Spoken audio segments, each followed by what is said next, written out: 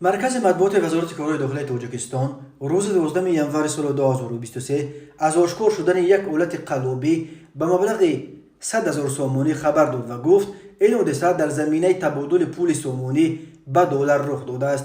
بنا به اطلاع وزارت کارهای داخلی به شعبه دوم کارهای داخلی نویه سینا با عریضه مرد 33 ساله ساکن کوچه نوایی پایتخت مراجعت نموده خبر داده است که دوم اکتبر سال 2022 مرد 51 ساله ساکن کوچه قزاقود نویه مذکور با روی فریب به باوریش در آمده از او 100,000 سومونی گرفته وعده داده است که در مدت 10 شبانه روز در عوض پول گرفتهش به او $10,000 امریکایی گرفته می‌دهد.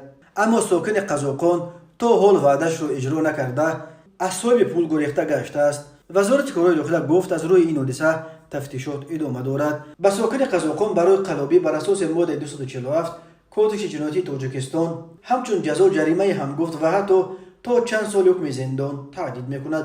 وقت‌های آخر در تاجیکستان موردهای قلابی افزایش یافته است. بنا به آمار وزارت کارهای داخلی تنها در نیمه اول سال 2022 در جمهوری 1144 حالت قلابی و نیمه اول سال قبلی 1481 مورد قلابی ثبت شده است.